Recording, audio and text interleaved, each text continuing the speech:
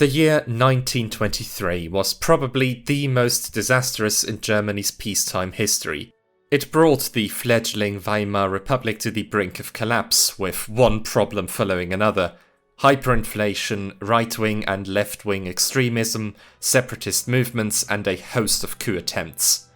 The fact that democracy managed to survive these challenges borders on a miracle.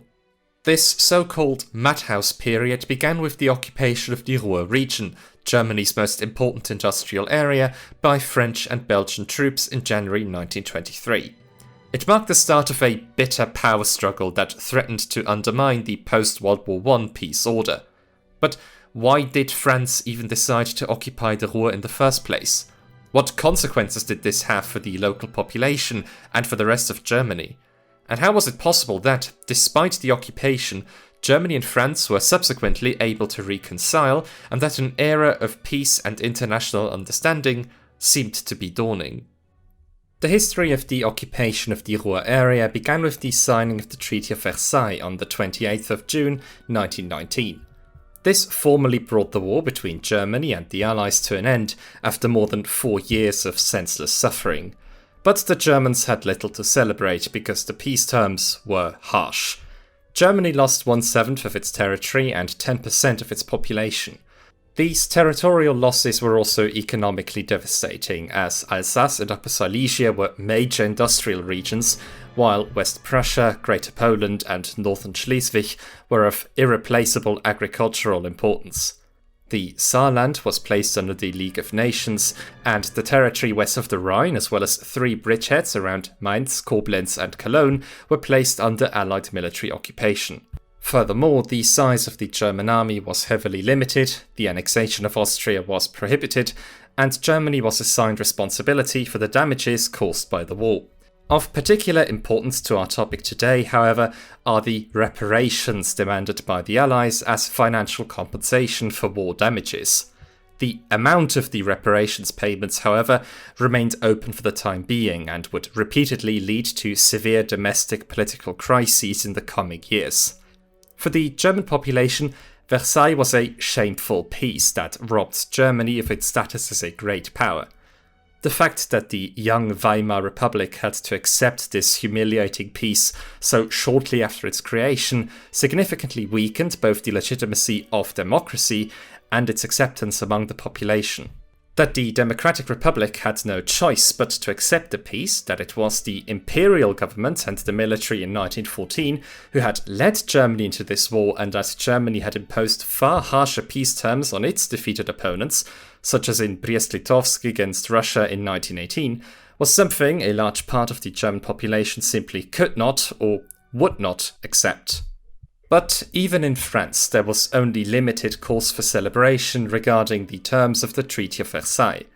This was because France had suffered greatly during this war. The northwestern part of the country had been devastated, and some 1.7 million French citizens had lost their lives in the conflict. Consequently, during the Versailles Peace Conference, the French delegation was determined to ensure that Germany would never again be capable of waging such a war. At the start of the negotiations in February 1919, André Tardieu, an advisor to Prime Minister Georges Clemenceau, presented a memorandum outlining France's demands. To guarantee French security interests, the Rhine was to form Germany's future western border, and an autonomous republic was to be established in the Rhineland whose existence should be protected by Allied forces. However, both the British Prime Minister, David Lloyd George, and US President Woodrow Wilson opposed this idea. They argued that Germany was indispensable to Europe's economic recovery and should therefore not be further weakened. Furthermore, both feared French dominance on the continent just as much as German dominance. Germany was thus not to be dismembered, but a compromise was reached. The United States and Great Britain would instead guarantee that they would come to France's aid in the event of an unprovoked attack by Germany. But there was a catch. The United States did not ratify the Treaty of Versailles, thus rendering the promises of defense null and void. Nor was the Allied occupation of the Rhineland, which had been intended as a security guarantee for France, a permanent solution, as the territory was scheduled to be evacuated in 1935. In addition to the unresolved security issue, there were also concerns in France regarding reparations. For one thing, the amount of reparations had not yet been determined, and for another, the Treaty of Versailles provided no means of pressure should Germany fail to meet its obligations. And on top of that, the contractually stipulated deliveries of coal and coke were limited to just 10 years. In the eyes of the majority of the French public, the Treaty of Versailles was thus not a permanent solution to prevent Germany's resurgence, but merely an arrangement that would weaken the former enemy only for the foreseeable future. Another problem was that, with the annexation of Lorraine and its steel industry, France's shortage of coke, which is used as fuel in blast furnaces, had become far more severe. For the time being, this shortage was offset by German reparations deliveries, but this also made the country's dependence on German coke from the Ruhr area all too apparent. In order to solve this problem, the idea arose to fix this imbalance by force, for example by occupying the Ruhr area and compelling the local industrialists there to transfer their shares. In order to deal with the unsatisfactory provisions of the Treaty of Versailles, the French government set a long-term goal of weakening Germany economically and reorienting the industrial regions along the Rhine and Ruhr towards France. From then on, Paris occasionally used the threat of occupying additional territories to put economic and political pressure on Berlin. And pressure was certainly needed because efforts to reach a joint agreement on reparations were repeatedly sabotaged, particularly by the German government. The German government was well aware that the importance of Germany's industry to the European economy was its greatest asset and that reparations payments would significantly weaken it. Without some revision of the Treaty of Versailles, such as an early withdrawal from the Rhineland, the Germans intended to avoid their payments as much as possible. When, for example, the Allies agreed in early 1921 on the sum of 226 billion gold marks, there was massive outrage in Germany. The Reich government itself decided not to accept this offer. When the German envoy made an almost ridiculously low counteroffer at the London conference in March 1921, the Allies finally occupied Duisburg, Düsseldorf and Ruhrort. At the end of April, the victorious powers then presented their payment plan, which demanded only 132 billion gold marks, which was considerably less than the initial sum. But here too, the Reich government gave in only after the Allies threatened to occupy the entire Ruhr area. Following its failure to secure America's support as a mediator in this whole reparations issue, the conservative government under Konstantin Fehrenbach resigned and was replaced by a cabinet led by the centrist politician Joseph Wirth. Wirth decided to accept the London ultimatum in order to avert the worst and pay the reparations as best he could for the time being. His calculation was to demonstrate to the Allies that their demands were wholly unrealistic and thus achieve a revision of the London payment plan. To be fair, it must be said that this was not merely a show and that Germany was indeed struggling to make the payments. The first installment could only be paid with the help of short-term government bonds, which only further fueled the already rising inflation in Germany. Wirth therefore requested a deferral, which he did indeed receive in early 1922, though only on the condition that Germany introduce a new tax and place its budget under the control of the Reparations Commission. The Reich Chancellor could by no means agree to such demands, so the reparations problem persisted. Nevertheless, David Lloyd George and French Prime Minister Aristide Briand were aware of the crushing impact of the reparations on the German economy and were generally willing to make at least some concessions to the Germans through negotiations. That was to change in 1922. In April of that year, the foreign ministers of Germany and Soviet Russia signed a treaty in the Italian seaside resort of Rapallo. This treaty was concluded at the same time that a World Economic Conference was held in nearby Genoa, which had been convened, among other reasons, to help insolvent Germany get back on its feet within an economically integrated Europe. The content of the Rapallo Treaty was not actually all that spectacular. Soviet Russia and the Weimar Republic recognized each other, decided to renounce their claims for war reparations, and improved trade conditions with each other. However, the Western powers were anything but pleased with Germany's secret diplomacy and the agreement with Russia, which had previously been isolated. Soon, all sorts of speculation spread that Germany and Russia were joining forces to revise the Versailles peace order. Both the British and French delegations felt snubbed, and in Paris and London, the newspapers denounced the Treaty of Rapallo as an unholy alliance.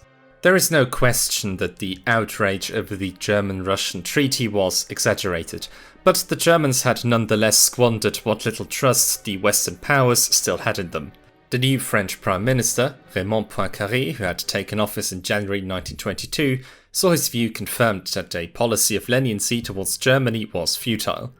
Ever since he had witnessed the occupation of his hometown Bar-le-Duc by the Prussians during the Franco-Prussian War as a child, Poincaré had harboured resentment towards the German nation. After Rapallo, he called for a much tougher stance against the Germans and argued, not entirely without reason, that Germany was trying to shirk its obligation to pay reparations. To outside observers, it also appeared as though Germany wouldn't even be in a position to pay its reparations at all in the near future. Inflation in the country continued to rise, and economic difficulties were followed by social tensions and a resurgence of the extreme right. In June 1922, a nationalist terrorist group assassinated Foreign Minister Walter Rathenau, whom they accused of betraying the German nation. Under these circumstances, a reorganization of the finances and the introduction of an additional tax, as France had always demanded, seemed simply impossible.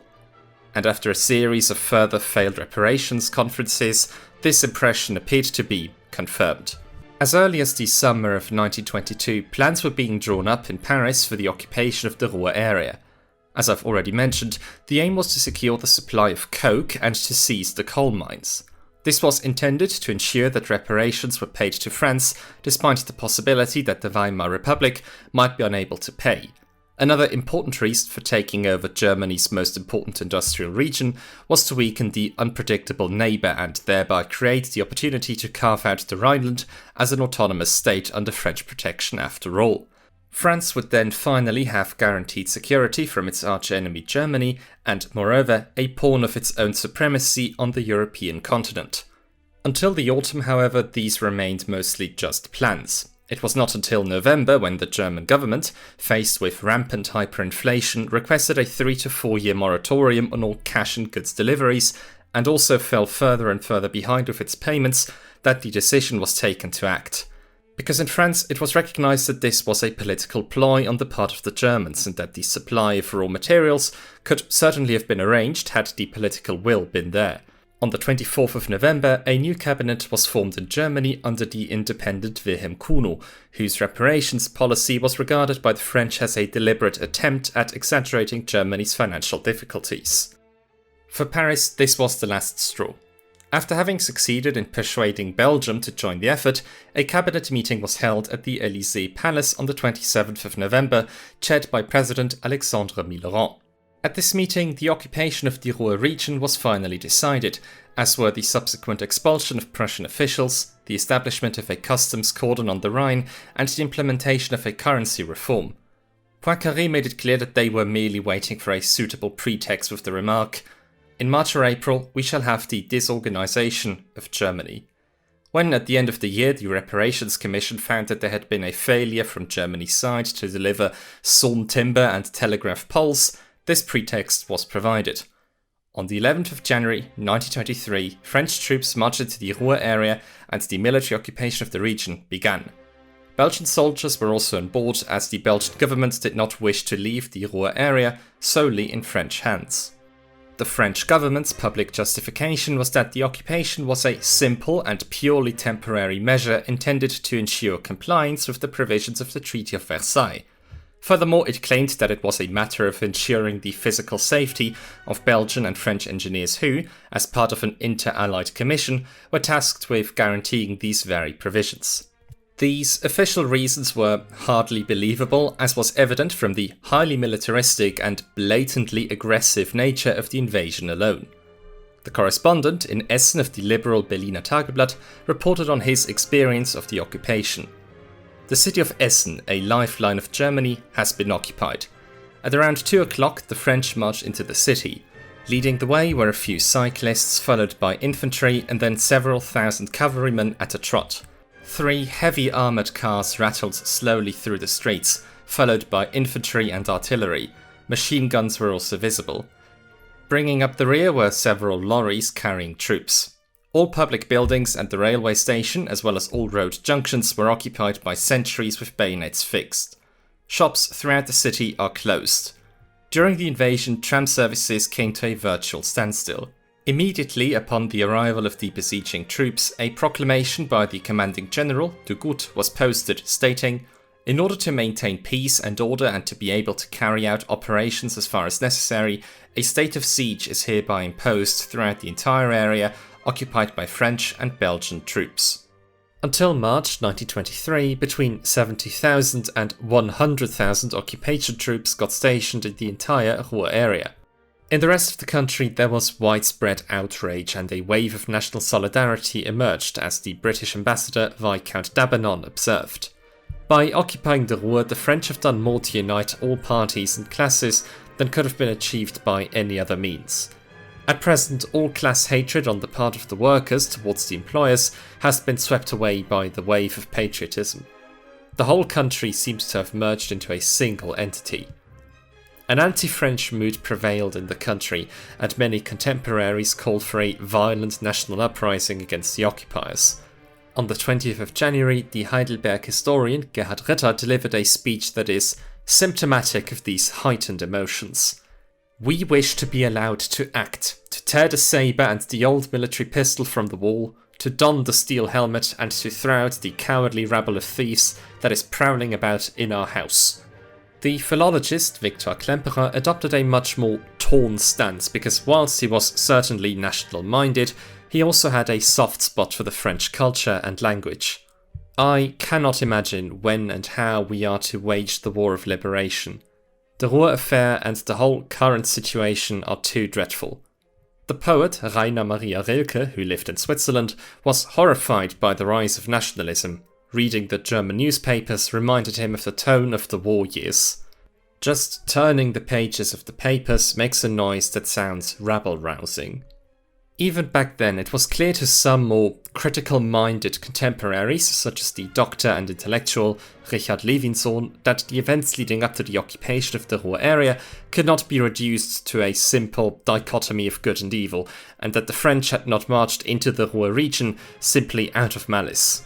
4 years after a peace treaty, at least that much, foreign soldiers march into the country in full military force, with artillery and all the means of modern warfare, seize control of the administration, impose a state of siege, round up German civilians as if they were recruits, and, if not waging war, are certainly playing at it. This is and remains an outrage. But one must also ask the German government, was this necessary? Was it really necessary to protest against supply deliveries, to haggle over them, and to remain in arrears?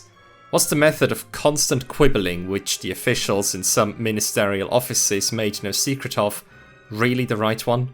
The Conan government was taken by surprise by the French invasion despite numerous warnings, but was able to react swiftly. Given Germany's lack of military capabilities, it decided to call for passive resistance and rejected any form of violent action. Negotiations with France would only take place after it had withdrawn its occupying forces. The hope was that the French and the Belgians would be unable to derive any benefit from their occupation. This form of resistance could only be organised with the help of the trade unions, and indeed, trade unions worked closely with the government and effectively became a state body in the Ruhr region for the duration of the occupation. The industrialists also played their part by relocating the central management of the Ruhr mining industry to Hamburg immediately before the invasion. This denied the occupiers access to all the important documents that they needed for the extraction of coke and coal. Conan's line was supported by almost all German parties, including the Social Democratic Party. However, 2 parties were not involved in this National United Front, parties which would go on to play a destructive role in the further course of the Weimar Republic's history. Firstly, the National Socialist German Workers' Party, which in 1923 was still a minor party confined mainly to Bavaria. At a rally in the Zirkus Krone, its leader Adolf Hitler issued the slogan, "Not down with France, but down with the November criminals," by which he meant the Social Democrats. In the months that followed, Hitler was extremely adept at redirecting the nationalist resentment, which had been stirred up by the occupation of the Ruhr, from external enemies to the German political elite, whom he accused of being traitors. In doing so, he managed to win further supporters for his party, particularly from the Bavarian petit bourgeois milieu. The second party to oppose passive resistance was the Communist Party of Germany. The Communists issued the slogan "Strike at Poincaré in the Ruhr and Kuno on the Spree," for to them German and French capitalists were equally evil. However, as the workers of the Ruhr region showed little enthusiasm for this two-front struggle, the party found itself forced, after a few months, to direct its agitation against France.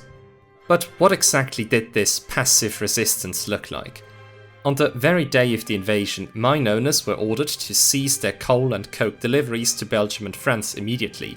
General de Good's order to resume deliveries was simply rejected. A few days later, the German government prohibited officials in the Ruhr region from complying with the occupiers' orders. This instruction applied both to the authorities and to employees of the post office, the telegraph office, and the railways. And indeed, this form of protest seemed to hit the occupying forces hard at first, and the French steelworks quickly ran out of the urgently needed raw materials from Germany. Not only did this mean that they made no profit, but they also had to spend vast sums on this seemingly senseless military operation. Chancellor Kuno travelled to the Ruhr region on a secret mission in February to assess the situation for himself. The impressions he gained upon his return appeared thoroughly promising. Things are going well at the front. I have received unanimous assurances from all quarters that they will hold out. In particular, the workers' representatives have also expressed themselves in this vein. Kuno received a great deal of praise for his resolute resistance and his daring trip to the Ruhr region, but his refusal to negotiate with France in particular was criticized from an early stage. Theodor Leipert, the chairman of the General German Trade Union Federation, realized that France held the upper hand in the long run and that Germany could not sustain its resistance indefinitely. He therefore tried in a meeting to persuade the Chancellor to at least declare his willingness to negotiate, but the Chancellor would have none of it. Meanwhile, the French government did not even consider allowing itself to be deterred by the Germans' passive resistance. The occupation of the Ruhr had now become a matter of national prestige, and a withdrawal would have been tantamount to humiliation. So the French responded with drastic measures to force the people of the Ruhr to give in. Businessmen such as Fritz Thyssen, who refused to supply coal, were sentenced to heavy fines. People who did not comply with the occupiers' orders were generally deported from the Ruhr region. By October 1923, around 140,000 people had been affected. In addition, a customs border was established around the Ruhr region, and the export of coal to the rest of Germany was banned, causing the country's other industrial regions to quickly suffer from supply difficulties. After the disobedient railway workers were expelled, they were replaced by staff from Alsace and Lorraine, who were already familiar with the German locomotives from the pre-war era and could therefore ensure transport to France. The workforce in the coal mines and factories was also gradually replaced, mainly by miners and skilled workers from abroad, such as from Poland. The longer the passive resistance continued, therefore, the less effective it became and the more the French and Belgian occupying forces were able to benefit from their rule. Germany itself came under increasing pressure. The wages of the deported, now unemployed people were paid by the government, and huge loans were granted to companies in the Ruhr region. The shortage of coal had to be made up for by expensive imports from England. At the same time, however, the extremely high tax revenues from the Ruhr area were lost. The government became increasingly indebted, and the decline of the German currency accelerated massively due to the unrestrained printing of banknotes. This marked the beginning of catastrophic hyperinflation that would shake German society to its core. Now, whilst the occupation of the Ruhr region initially proceeded without any major incidents, violent clashes between civilians and soldiers occurred repeatedly in the period that followed. As a rule, the occupying forces responded harshly to the resistance of the agitated and angry workers to measures like confiscations, deportations, requisition of mines and factories, or arrests. And in the process, deaths were sadly not uncommon. The most serious clash occurred on the 31st of March 1923 when a group of 11 French soldiers entered the Krupp Company's carriage shed in Essen to confiscate several vehicles. In protest, the workers left their posts and gathered in front of the carriage shed. They were visibly angry at the presence of the French, singing patriotic songs and protesting loudly. Some threw objects at the troops from above, whilst others let hot steam in through a window of the hall. The soldiers were clearly intimidated, and when the crowd tried to force open the entrance gate, they fired a warning shot. Shortly afterwards, Lieutenant Durieux gave the order to open fire. By the end of what became known as the Essen Bloody Saturday, 13 people were dead. There was a huge outcry in Germany over the tragedy. President Friedrich Ebert spoke of a bloodbath wrought by French militarism against peaceful, defenseless workers, and the General German Trade Union Federation denounced the slaughter of unarmed workers. Hundreds of thousands of people from all walks of life took part in the funeral procession through Essen the following day, and shops throughout the city had closed as a sign of mourning. In total, between 85 and 111 people died in the Ruhr region during the entire period of occupation, depending on whether one looks at French or German sources. The number of people seriously injured in clashes ranges from 54 to 91. Each of these victims is undoubtedly one too many, but given that tens of thousands of soldiers were stationed in the area for around a year and a half, and that relations between the occupied and the occupiers were extremely tense, these figures could easily have been much higher. Nevertheless, propaganda in Germany was in full swing, not only in the press but also in brochures and leaflets portraying the dead as arbitrary victims of French tyranny. The deaths were often exaggerated in a distasteful manner, and it was portrayed as though the French had arbitrarily and without any provocation committed sadistic, lethal violence against innocent Germans. The aim of this campaign was to destroy France's reputation both nationally and internationally, and to portray the Germans as powerless victims. Alongside the deaths, rapes also played a particular role in the propaganda, although their actual number was limited to around 20 confirmed cases. Racist motives were extremely prevalent, and the rapes were primarily attributed to black soldiers, even though the French General Staff had not actually deployed any regiments from the colonies during the Ruhr occupation. And so the image of the African soldier raping defenseless German women shaped the perception of the occupation of the Ruhr in Germany for a very long time. However, violence did not come solely from the occupying forces, but also from the German population, who did not confine themselves merely to passive resistance. The occupation of the Ruhr thus certainly had the character of a small-scale war. On the one hand, there was state-backed active resistance, which focused primarily on sabotage and attacks on the occupying forces. Right at the start of the occupation, a sabotage organization was set up with the support of the railways, the army, Christian trade unions and industrialists, whose main aim was to destroy key infrastructure such as railway lines in the Ruhr region. The operation was directed from a command center in Münster, which definitely aimed to provoke French reprisals and bring about an armed guerrilla war.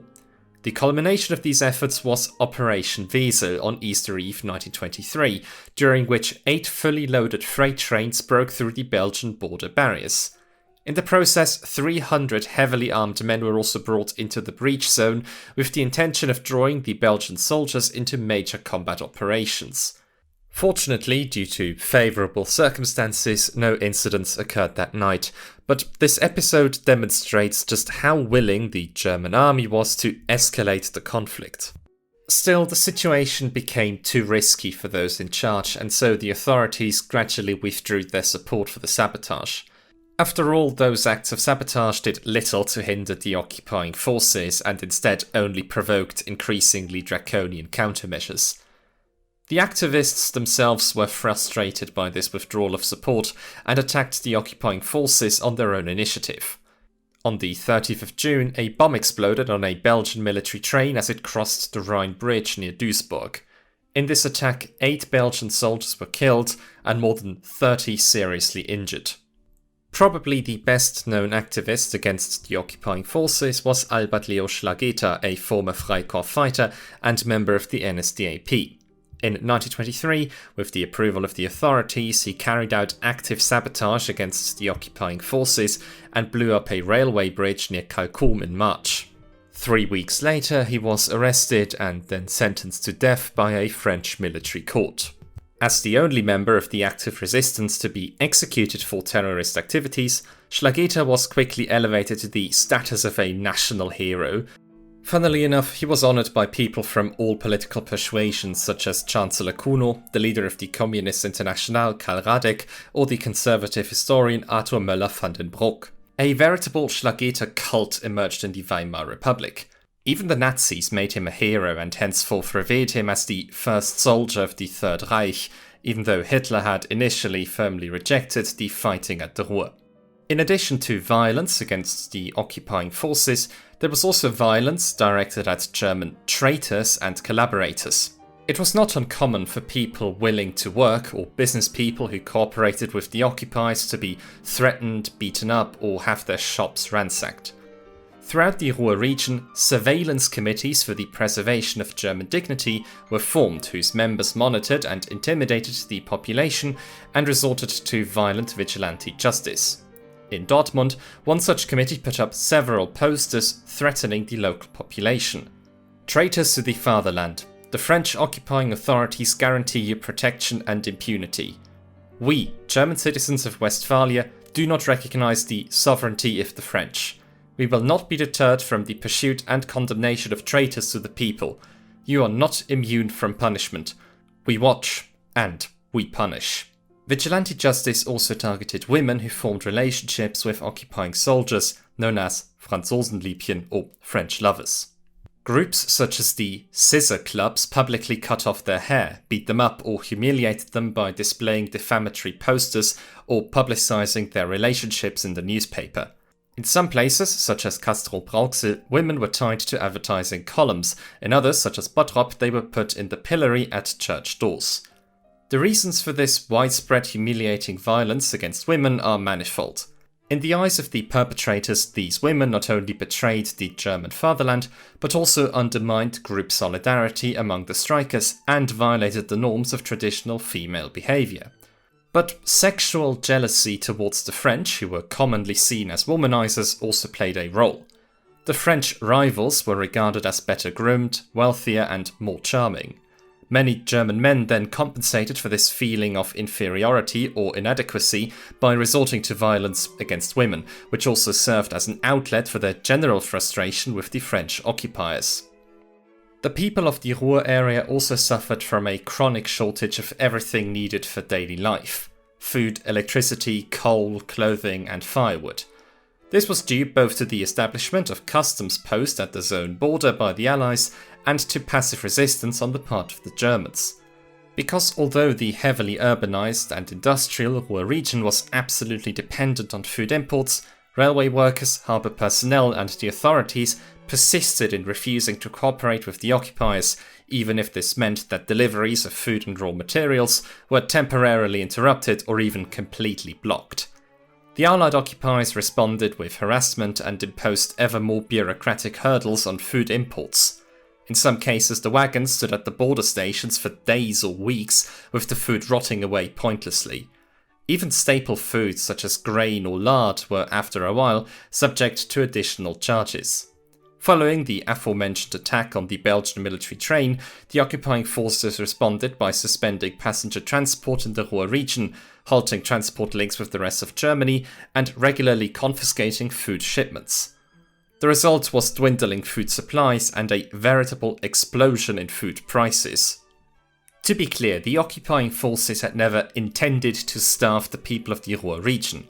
Rather, it was a consequence of the French efforts to establish de facto sovereignty in the occupied territory and to break the passive resistance. The Allies responded to the Germans' refusal with increasingly drastic countermeasures. Children suffered the most from these food shortages, and by October 1923, a total of around 300,000 of them had been evacuated to rural regions of Germany. In the face of violence, shortages and inflation, which was now reaching alarming levels in spring 1923, it became increasingly clear to more and more people that passive resistance could not go on forever. The trade unions, in particular, pressed the government to begin talks with the occupying powers, whilst the workers' resolve to resist had not yet been broken. But in a Reichstag debate in mid-April, Foreign Minister Frederick von Rosenberg insisted on the government's existing strategy and demanded that France first abandon its policy of force. This stance was firmly rejected by the leader of the National Liberal German People's Party, Gustav Stresemann. He instead advocated for an active policy that would pave the way for international agreements. Trust between the European powers must be restored, and a solution found that relies on international understanding rather than military force. Pressure to abandon passive resistance was also exerted on Wilhelm Kuno from Britain. The Foreign Secretary, Lord Curzon, delivered a speech in the House of Lords in which he called on Germany to submit an offer of negotiations and, figuratively speaking, extended a hand by promising progress. Under these circumstances, the government felt compelled to present a note to the Allies in early May, which was, however, brusquely rejected by France. Firstly, the 30 billion gold marks in reparations offered were far too little. Secondly, Germany had not offered any concrete guarantees. And thirdly, the French government would only negotiate once passive resistance had been abandoned. On the 7th of June, the German government therefore sent a further note to the Allies, this time containing more specific guarantees and a clear willingness to negotiate at the end of the document. Germany acknowledges its obligation to pay reparations. The German government reiterates its request that a conference be convened to agree on the best way to fulfill this obligation. This note was received favourably in Britain, but was once again rejected by France on the same grounds. No negotiations without an end to passive resistance. This left the German government in a deadlock, because it knew how unpopular an end to passive resistance would be among the German population, and how this would lead to further social unrest. Another problem was that the industrialists were only prepared to provide guarantees for the payment of reparations if they were promised tax relief in return and if all improvements to workers' rights introduced after 1918, such as the 8-hour workday, were abolished. The Reich Association of German Industry was therefore quite prepared to exploit the government's predicament and secure further advantages at the expense of the general public. If there had ever been a united front between industrialists and workers at the start of the Ruhr occupation, it had now been shattered. The Social Democrats and the trade unions for their part feared becoming the targets of right-wing propaganda and victims of the stab-in-the-back myth. Thus, despite attempts at negotiation, both the occupation of the Ruhr and the passive resistance continued, much to the distress of the occupied population, as well as the people in the rest of Germany. Because in August 1923, inflation reached new record levels. Whereas in June a dollar had cost 110,000 marks, 2 months later it was already worth 4.6 million marks. Prices at shops were 586,000 times higher than before the First World War, purchasing power for the workers dwindled, and the country accumulated massive debt. Starting in the Berlin printing works, a wave of strikes spread across Germany from the 11th of August onward at the instigation of the Communist Party. These went down in history as the Kuno strikes. The direct result of these brief strikes was the resignation of Wilhelm Kuno following a vote of no confidence by the Social Democrats. A new government was needed, one that, in view of the difficult domestic and foreign policy situation, would be backed and supported by the confidence of the broad masses. Kuno's successor was Gustav Stresemann, a politician of exceptional rhetorical talent who had already repeatedly called for moderation. Furthermore, he had important contacts in the industrial world and was rightly regarded as the person best able to overcome Germany's predicaments. One of Stresemann's first acts in office was to announce, on the 26th of September 1923, the end of passive resistance, which had brought the country to the brink of collapse without yielding any visible results, claimed over 100 lives, and ruined Germany financially. 2 months later, the Ruhr industrialists signed the so-called Mecum agreements and undertook to resume coal deliveries to France. The historic hyperinflation, which had been drastically accelerated by the Ruhr conflict, also had to be brought under control. This had robbed the German middle classes and working class of all their hard-earned savings, whilst a few speculators, such as the Ruhr industrialists Hugo Stinnes, were able to exploit the situation and build a veritable business empire. The traumatic impact of hyperinflation and the lasting loss of confidence in the economy and in democracy can hardly be overestimated. Nevertheless, by issuing the Rentenmark in November 1923, the government managed to halt hyperinflation and enable a slow economic recovery. But the problems did not end there, because in the autumn the Weimar Republic was faced with several political crises. In the Rhineland, separatists with the support of France proclaimed the short-lived Rhenish Republic. In Saxony and Thuringia, the army marched in to overthrow the communist and social democratic local governments. This led to communist uprisings in Hamburg and Hanover. Meanwhile, the conflict with right-wing and authoritarian Bavaria threatened to escalate.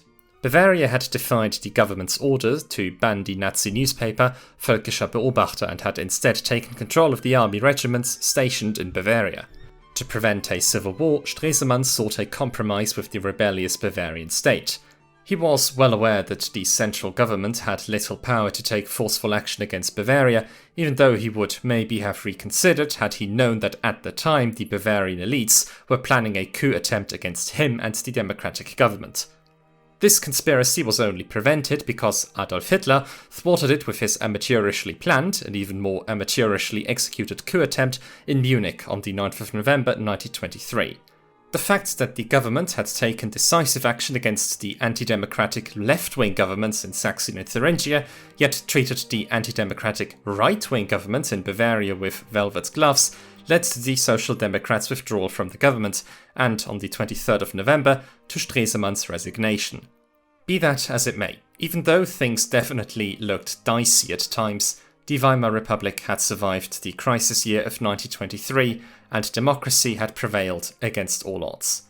A period of consolidation, the so-called Golden Years, could finally begin.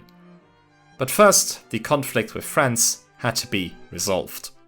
By the end of 1923, the French government had also come to realize that the occupation of the Ruhr could not continue. The ambitious political, strategic and economic objectives had been pursued without any clear prioritization, and despite the high costs, the occupation had yielded very few tangible results. The operation was made increasingly difficult by the fact that decisions were coordinated only within small circles around the government and the military, without the involvement of either the public or the industry. The French venture therefore never enjoyed broad public support. Now that Germany had finally ceased its passive resistance, there was no longer any international justification for France to refuse negotiations. In summary, it can be said that the occupation of the Ruhr was a bitter power struggle between France and Germany, waged by both sides out of nationalistic self-interest. If there was one positive outcome of the occupation, it was that those involved realized that only an international solution could get them out of their predicaments. The way was paved for a policy of understanding and international cooperation, and the moment of glory arrived for Stresemann, who became foreign minister following his resignation as chancellor. In August 1924, the Dawes Plan was signed, named after the American financial expert Charles Dawes, who restructured Germany's reparations payments on significantly better terms. From then on, the payments were to be based on Germany's economic capacity, and the Weimar Republic was to be given the chance to recover economically. Germany received a large American loan and was required to pay a lower installment in the first few years. What was especially forthcoming to the Germans was the fact that motivated sanctions by the Allies were no longer permitted, and so in September 1925 the French and Belgian occupying forces finally withdrew from the Ruhr region. Of particular importance for future Franco-German cooperation were the Locarno treaties of October 1925, which were intended to stabilize the peace in Europe in the long term. In them, Germany, France, Belgium, Great Britain and Italy declared Germany's western border inviolable, and Germany renounced its claims to Alsace-Lorraine. In recognition of their contribution to the Locarno treaties, both Stresemann and his French counterpart, Aristide Briand, were awarded the Nobel Peace Prize in December 1926. Germany had slowly become a trustworthy partner once more, and the Weimar Republic's position in foreign policy had improved noticeably. In January 1926, the British withdrew from the Cologne occupation zone, and 1 month later, Germany became a member of the League of Nations. In August 1928, the Briand-Kellogg Pact was also signed.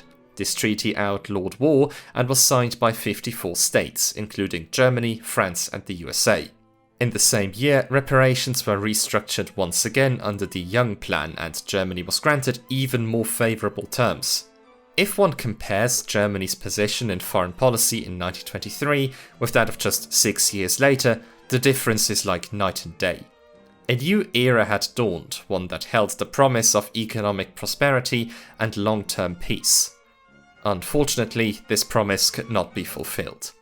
In January 1933, the National Socialists came to power in Germany and immediately set about undoing all the foreign policy achievements of their democratic predecessors. We are, of course, all too familiar with the result of that. But I would like to end this video on a positive note. After the war, the Ruhr region was once again to become the starting point for a policy of international cooperation and understanding. In 1949, the Allies adopted the Ruhr Statute, which placed the entire coal, coke and steel production in the Ruhr region under the control of an international authority in order to make sure that Germany would never regain its military strength. 2 years later, the Ruhr Statute was replaced by the European Coal and Steel Community. It was based on a concept by the French Foreign Minister Robert Schuman, and its members were to combine their coal and steel production in order to merge their economic interests and thereby prevent another European war. And this European Coal and Steel Community, the first in a series of supranational European institutions, was to evolve over the decades into the European Union, which, despite its shortcomings, has managed to permanently secure the greatest good of all within its member states: peace. That peace cannot be taken for granted should be clear to us all, at the very least since Russia's invasion of Ukraine, and it is the duty of all Europeans to continue to preserve this peace, to continue to rely on cooperation between European countries, and not to fall back into nationalistic obstinacy.